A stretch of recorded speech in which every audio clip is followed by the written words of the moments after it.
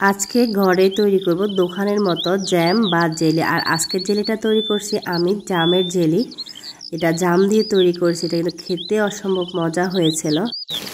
এই যে আমার আম্মা হচ্ছে মাছ রান্নার জন্য, আর এই জামগুলো হচ্ছে ওনার নাতনি ওনার কাছে খাওয়ার জন্য আবদার করছিল। মানে আমার ছোটো মেয়ে ওর না আমাকে বলছিল যে নানু আমার জন্য জাম পাঠাইয়েন। তা আমাদের জাম গাছ আছে কিন্তু পাড়ার মতো লোক নাই, মানে কে পাড়বে গাছে উঠে। তো আম্মা জানি কাকে দিয়ে হচ্ছে এগুলো পাড়াইছিল, আর যাকে দিয়ে পাড়াইছে মানে অর্ধেকটা ওকে দিয়ে দিছে। এরকম করে আসলে পাড়তে হয়, এখন এগুলো কেউ পেরে দেয় না, গাছ থেকে এগুলো পাড়া সম্ভব না।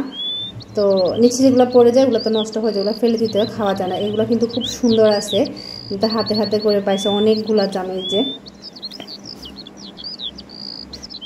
জামিলা, তোমার জন্য তোমার নাম হচ্ছে জাম ফাড়াইছে, ধরো খাও। কীভাবে খাইবা?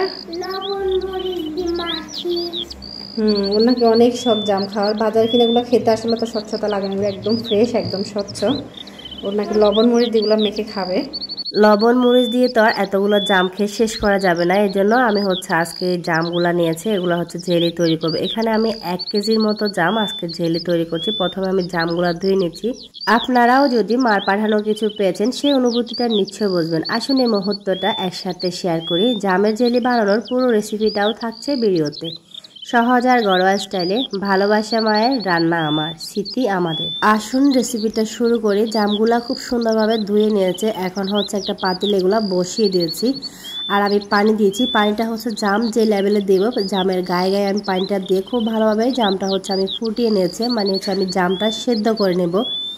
এই জামটা কিন্তু আমি ফেলে দেব, শুধু জামের যে শ্বাসটা থাকে এটা নেব। তো জামটা শ্বাসটা বের করে দেন, যে পানিটা বা যে রসটা বের হয় এটা বের করে দেন খুব ভালোভাবে। এটা আমি 2 থেকে 3 মিনিট একটু ফুটিয়ে নিলে হয়ে যাবে। যে একটু ফোটানোর সাথে সাথে সবগুলো জাম এরকম আঠি সহ মানে খুলে একদম দেখো না কীরকম হয়ে গেছে, এগুলো একদম আঁশটা ছেড়ে ছেড়ে আসছে। এ পর্যায়ে হচ্ছে আমি এগুলা একটু ঠান্ডা করে হচ্ছে ছেঁকে নিচ্ছি। গরম গরম ছাঁকতে গেলে হাতে হচ্ছে লেগে যাওয়ার সম্ভাবনা আছে। মোটামুটি একটু গরম থাকা অবস্থায় ছেঁকে নিচ্ছি, তবে খুব বেশি গরম না, হাতে সহ্য হয় এই অবস্থায় আমি হচ্ছে এগুলা ছেঁকে নিচ্ছি। তো ছেঁকে নেওয়ার জন্য আমি একটা পাতিল দিয়ে এখানে উপরে দিকে ছাঁকনি দিয়ে এখন হচ্ছে জামটা আমি দিয়ে দিচ্ছি বিচি সহ।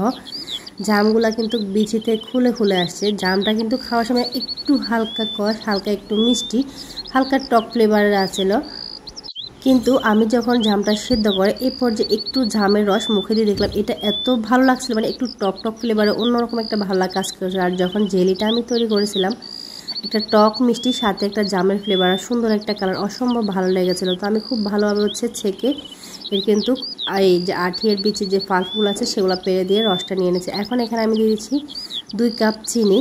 এখানে আমার হচ্ছে এখানে প্রায় 1 লিটার মতো পানি হবে, বাট মেজারমেন্ট কাপের 2 কাপের মতো হবে। তো আমি 2 কাপ চিনি দিয়ে দিচ্ছি, পরে চেক করে একটু লাগলে দিয়ে দিব। এখন হচ্ছে এখানে দিয়ে দিচ্ছি আমি আগার আগার পাউডার। খুব সহজে জেলি তৈরি করার জন্য আগার আগার পাউডারটা অবশ্যই ব্যবহার করতে হবে। আগার আগার পাউডারটা দিলে খুব সহজে জেলিটা জমে যায়। আমরা বাজার থেকে যে দোকান থেকে জেলিটা কিনে খাই সেখানে অবশ্যই হচ্ছে ওনারা আগার আগার পাউডারটা ব্যবহার করে। আর সেম টেক্সচার বাট সেম কোয়ালিটির জেলিটা আমি তৈরি করেছি। আর আমার জেলিটা তৈরি করার পরেও আমি আপনাদের দেখিয়ে দেবো যে একদম সেমটাই দোকানের জেলির মতো হয়েছে। আমি এখানে 1 টেবিল চামচ আগার আগার পাউডার দিয়ে দিচ্ছি, সাথে দিয়ে দিচ্ছি আমি এখানে 1 টেবিল চামচের মতো লেবুর রস। আগার আগার পাউডারের পরিমাপটা হচ্ছে আমি একটু বলে দিই, নাহলে অনেকে আবার তৈরি করতে গেলে ঠিকঠাক হবে না।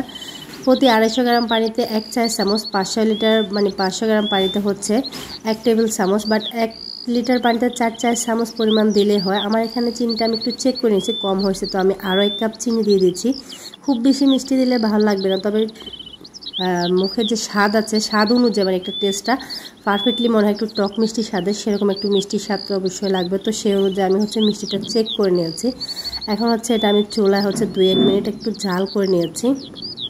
আগার আগারটা যেটা বলছিলাম 1 লিটার পানিতে হচ্ছে 2 টেবিল চামচ দিতে হয়, বাট 4 চামচের হিসাব করলে 4 চা চামচ। তো আমি এটা কিন্তু একদম মানে যে গাঢ় বা টেক্সচারটা একদম ঘন করবো না, তো সেই কারণে হচ্ছে আমি 1 লিটার পানিতে 1 টেবিল চামচ থেকে একটু বেশি দিয়েছি। এটা অবশ্যই মনে রাখবেন, যদি পুরো 1 টেবিল চামচের 1 লিটার পানিতে 2 টেবিল চামচ দিয়ে দিই সেক্ষেত্রে হবে যেটা একদম মানে শক্ত স্টিকি হয়ে যাবে, এরকমটা জেলি করা যাবে না। আমি কিছুক্ষণ পর হচ্ছে জেলিটা একটু চেক করে নিচ্ছি। এটা একটু প্লেটে উঠে 1 থেকে 2 সেকেন্ড একটু ঠান্ডা হতে দিলে যখন বুঝবেন যে এটা একটু জমাট বেঁধে আছে, এই পর্যায়ে বুঝতে হবে যে জেলিটা একটু রেডি। এটা একটু সময় নিয়ে চেক করে দেখতে হবে, নিয়ে সাথে সাথে দেখলে হবে না। আমি উঠিয়ে এরপর হচ্ছে 1 সেকেন্ড একটু হোল্ড করে রেখেছিলাম। এরপর হচ্ছে দেখেছেন এটা জমে গেছে। আমি এখন চুলা থেকে এটা নামিয়ে নিয়েছি। উপর দিয়ে যে হচ্ছে একটু ফেনা বা বুদবুদ তৈরি হয়েছে, এগুলো হচ্ছে একটু উঠিয়ে চামচ দিয়ে হচ্ছে এভাবে উঠিয়ে ফেলে দেবো, তাতে করে জেলিটা যখন তৈরি করব একদম স্বচ্ছ কাচের মতো দেখা যাবে, দোকানের মতো ফ্রেশ জেলি হবে।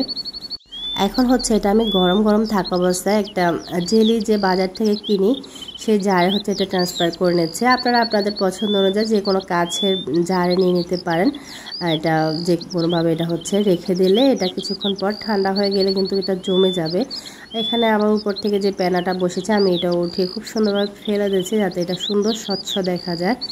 এখন হচ্ছে এটা আমি একটা বাটিতে সেট করে নিচ্ছি, কারণ আমি যে জেলিটা তৈরি করেছি দেখুন অল্প একটু জাম দিয়ে সামান্য একটু চিনি আর আগার আগার পাউডার দিয়ে যে পরিমাণ জেলি আমি তৈরি করেছি, এখানে আমাদের বাজারে কিনা 4টা জেলির পরিমাণ হবে।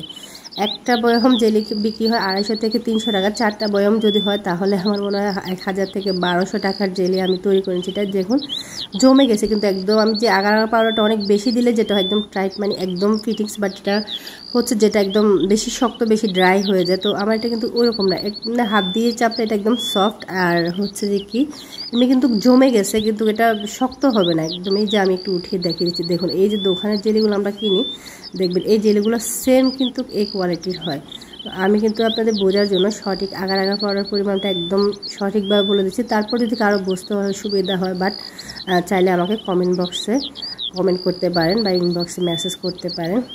যে আমি হচ্ছে এখন আপনাদের দেখিয়ে দিই জেলিগুলো হচ্ছে এত সুন্দর হয়েছে আর দেখতে এত সুন্দর লাগছিল। সবচেয়ে কিন্তু কালারটা বেশি সুন্দর লাগছিল, জামের যে কালারটা। আমি এখানে কোনো ফুড কালার ব্যবহার করি না, ন্যাচারাল যে জামের কালারটা ছিল সেটাই। আর এই জেলিটা তৈরি করার পর 5 থেকে 6 ঘন্টা পর এমনি বাহিরে থাকা অবস্থায় এটা সেট হয়ে যাবে। তারপর আপনারা যদি চান তো কেউ হচ্ছে কি নর্মাল ফ্রিজে রেখে দিতে পারেন। আর এটা আমি যেহেতু লেবুর রসটা দিয়েছি, লেবুর রসটা প্রিজারভেটিভের কাজ করে, তো এটা অনায়াসে আপনি 15 থেকে 1 মাস হচ্ছে এটা নর্মাল ফ্রিজে রেখে খেতে পারবেন। চাইলে এটা বাইরে রেখেও 4 থেকে 5 দিন বা 10 দিন রেখে খেতে পারবেন।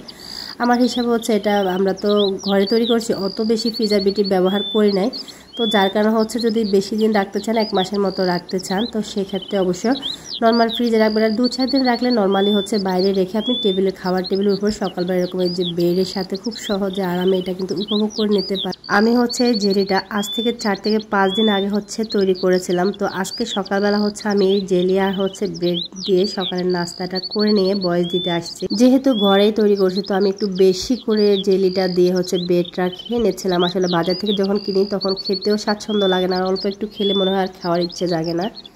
যেহেতু আমি এটা ঘরে তৈরি করছি মাশাআল্লাহ এটা কিন্তু খেতে অসম্ভব মজা হয়েছিল। দেখতে যেরকম সুন্দরটা হয়েছিল তার সাথে খেতে অনেক বেশি মজা হয়েছিল। প্রচুর গরম পড়তেছে আর গরমে বয়স দিতে এসে আমার কাছে অনেক বেশি অস্থির লাগছিল। আজকে এই পর্যন্ত, আল্লাহ হাফেজ।